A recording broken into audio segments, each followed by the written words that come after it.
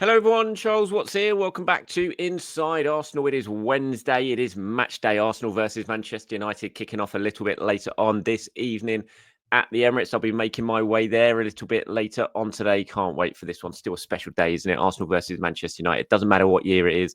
Doesn't matter whether you're competing for titles or not. Arsenal versus Man United is always a special, special night. Always brings back great memories of games gone by. So we're going to have a look at that game in today's show, do the usual stuff, predicted 11, look at what you guys have been saying in terms of what you want to see from the Arsenal 11 today. Look what Mikel Arteta has been saying ahead of the game. He's been speaking about Amorim, obviously, and the arrival of him. He's been talking about Bukayo Saka and responding to Jorginho's comments that Saka could potentially be a candidate for the Ballon d'Or. Plenty then to get stuck into today ahead of what is a big game. They're all just big games now, aren't they? All of them. Every single game Arsenal got coming up. When you're 9 points behind, when you want to win this title, which Arsenal absolutely do, you just have to win. I think Mikel Arteta said the exact same thing yesterday at his press conference, and he's right. Just got to win and try and put some pressure on Liverpool. Liverpool got a difficult game tonight away at Newcastle. It's one of those fixtures you look at and think, oh, could they drop points there? And the worst thing that could happen would be for Liverpool to drop points and Arsenal not take advantage of that. Just win your games and see where it takes you. And it is a really, really big one. It's a United side that's going to be arriving in pretty decent sort of confidence, you would imagine, after their win against Everton, which was a little bit shaded in their favour by the scoreline. It has to be said in that Everton game, because up to the first goal, from what I saw of the kind of extended highlights of that game, Everton were pretty decent, and they were very much in the game, and they had some opportunities they didn't take, and then they sort of crumbled defensively after the first goal went, and United ran out convincing winners. But I think if Arsenal analysed that game, which they would have done, they would have probably sat there and thought, you know what, this is actually quite encouraging for how we could get at United and potentially hurt them tonight. So it's a really, really big game, no doubt about that. And it's going to be interesting to see who is fit. Of course, the big sort of question marks for Arsenal at the moment is in midfield. Is Thomas Partey going to be fit? He missed the game against West Ham. Is Mikel Merino going to be fit? He missed the game against West Ham. Mikel was giving very little away in his press conference yesterday. Obviously, as usual, when he was asked about the fitness of those two, and also Gabriel, who went off against West Ham, and Calafiori also went off against West Ham, he said, we're going to have a meeting this afternoon. We have done a training session. We have monitored and kept a few away from certain activities. And after that meeting, we will decide if everyone is fit and available, who will start. So I think the team pretty much picks itself for tonight. Aside from the injury doubts, I think if everyone who's those injury doubts is fit, I think it pretty much picks itself anyway. And we will get to the predicted 11 a little bit later on in the show. But I sort of look back to the game against Sporting, and I think that could potentially be the side tonight. But we shall wait and see. So yeah, Arteta wasn't giving very much away. In terms of Manchester United team news, it's now emerged that Luke Shaw is out. He did play in the game against Everton, but he's done his hamstring and he's going to be out for 3 or 4 weeks. So there's going to be no Luke Shaw for United today. So interesting to see what they do in defence. There's no Lisandro Martinez. Obviously, he's suspended after picking up his 5th yellow card of the season in the game against Everton. Kobe Mainoo suspended as well. Lenny Yoro is back and in the squad and has travelled to London, so he could potentially make his first competitive start for Manchester United, or certainly his first competitive appearance for Manchester United tonight if he comes off the bench. And given the fact that there is no Martinez and there is no Luke Shaw, it'll be interesting to see what Amorim does when it comes to that back four. Harry Maguire did come back in the weekend against Everton, so you imagine he will probably start in that sort of 3 at the back formation with De Ligt, and then we'll see what else they do, United, in that team selection. So that's the latest team news ahead of tonight's game. On facing Ruben Amorim tonight, Mikel said, well, you can see his fingerprints on the club already. You know what he wants to do straight away. I think he's been very clear. He's been very successful with Sporting. It's remarkable after so many years what he achieved there, especially in the way he did it, the way his teams have been playing. He brings an energy to the club, to the players, new ideas, and that's always something positive. But we have to focus on what we have to do. I'd much rather be playing Manchester United with Eric Ten Hag in charge tonight, no doubt about that.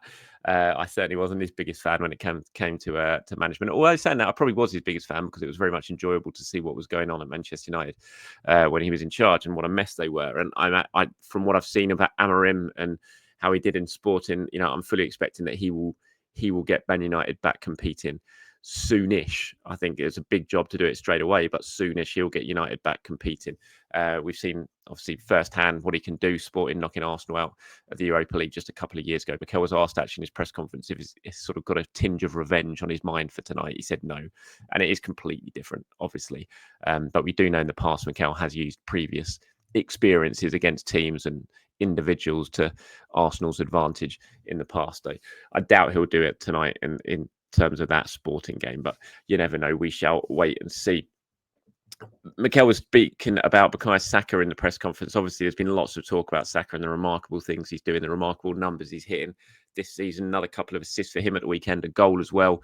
He was asked about Saka's output. He says, yeah, in terms of the numbers, we've noticed a shift, but we always see a shift in Bukayo. Every single year, he's providing something else. He's adding things to his game. He's more and more consistent. And as you mentioned now, his numbers in terms of impacts and goals and assists is incredible at this stage of decision. I think that means the season.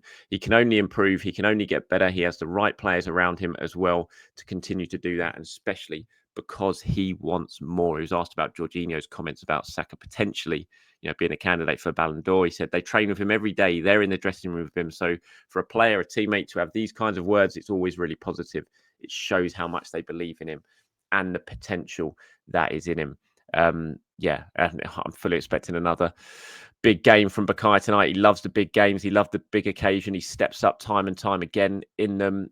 I've spoken about Saka and the shift that Mikel talks about there. I've certainly seen something different in Saka this year, and he does improve season on season, and he does bring different facets to his game.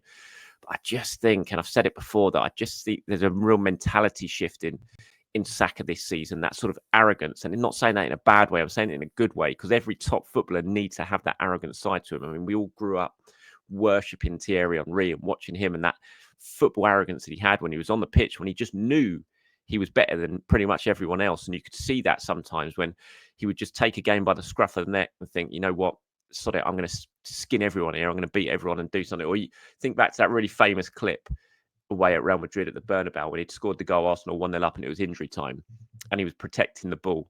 And he just ran basically the length of the pitch down that right-hand side against some of those amazing Real Madrid players and just did not let them get the ball. He was just skipping around them.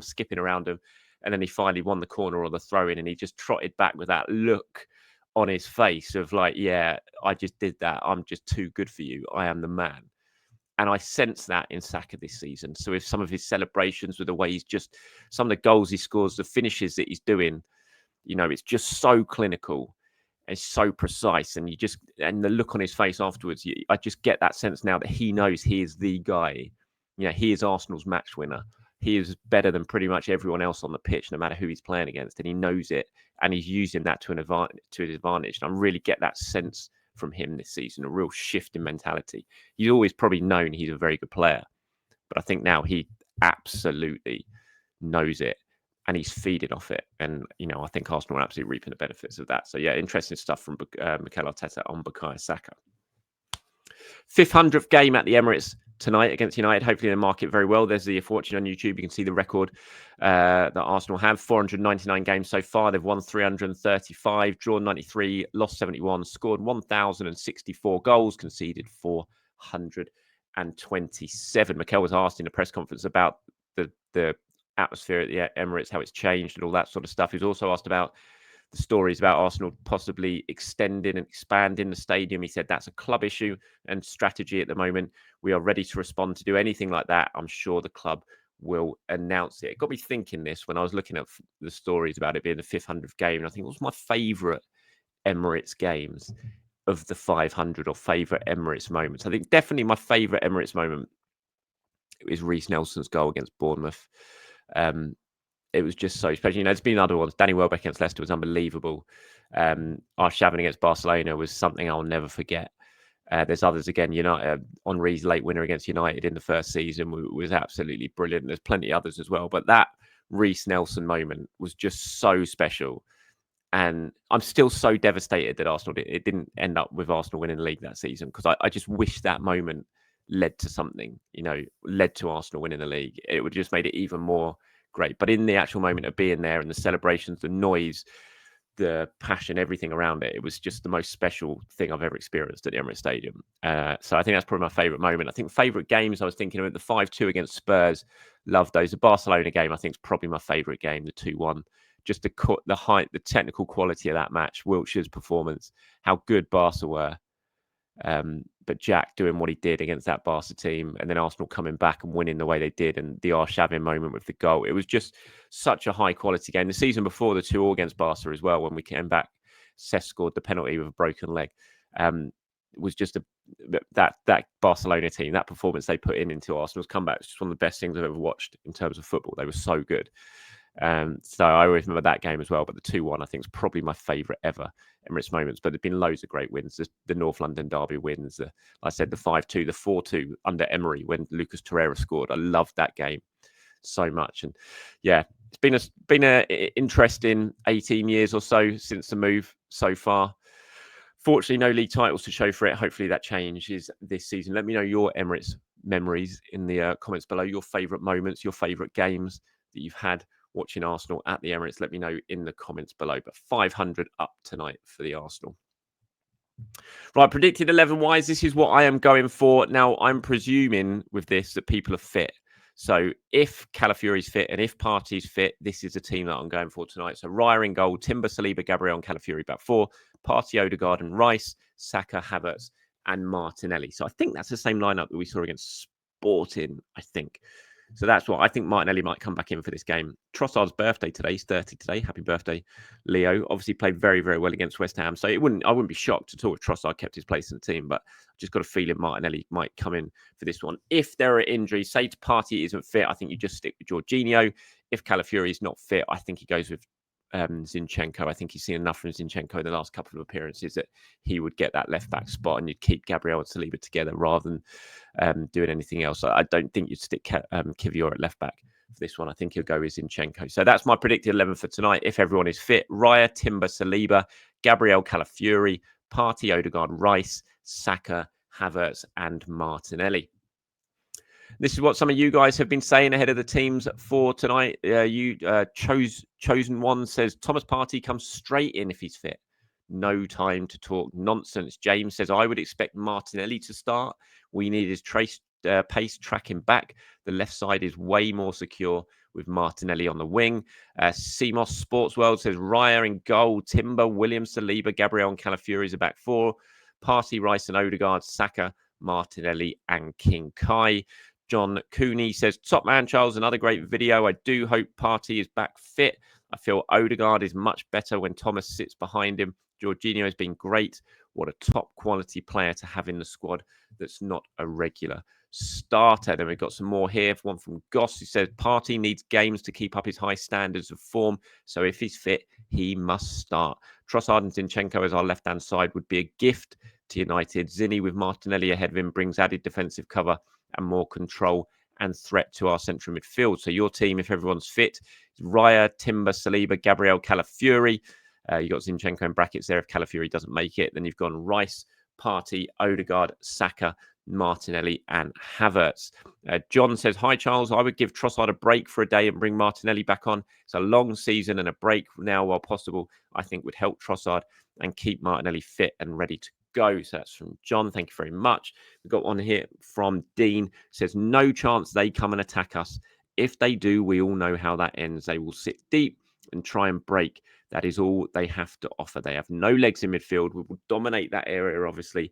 If we play reasonably well, we will win. So that's what you guys have been saying ahead of that game. I agree that midfield battle is going to be really, really key tonight. I think if Partey's fit and Arsenal can control that midfield, obviously you look at who United are going to have in there. There's not much legs. We know that Casemiro's issues, certainly in the last year or so, still quality player when he's on the ball most of the time. But if you get him and you can run at him, you're going to cause him problems. Agate's in there as well. But I look at that midfield area as a chance that Arsenal could really dominate. And Arsenal are going to be so confident going into this game. I really feel, as that last comment was there, if Arsenal play well, they will win this game. I'm absolutely sure of it. Unless, someone, I see it reading yesterday, memories of that David De Gea 14 save game a while back at the Emirates when Arsenal played really well, battered United, and De Gea saved everything, and United won the game. One of the most frustrating afternoons I've ever had at the Emirates. So there's always a chance that something like that can happen. It is football, but the law of averages, if Arsenal play well today, with the team they've got, the mood they're in, I think they win this game. I really do. I'm very, very confident about it. But we'll have to wait and see. Like I said, I will be heading to the game a little bit later on today. I'm not going to do a video afterwards. It's an 8:15 kickoff, which is just a rubbish time. It's going to be too late by the time I get out of that stadium to do everything, and I'm going to have to get myself home. So no post-match immediate reaction video, but I will be doing one in the morning, of course, more in-depth one as always. You want to get involved in that show, come back here after full time, get into the comments, give me your views on what you saw, who impressed you, who didn't, that sort of thing. And as always, I'll pull them together and get them included in tomorrow's show. Until then, enjoy the rest of your day, everyone. Enjoy the game later. I will speak to you soon. Bye-bye.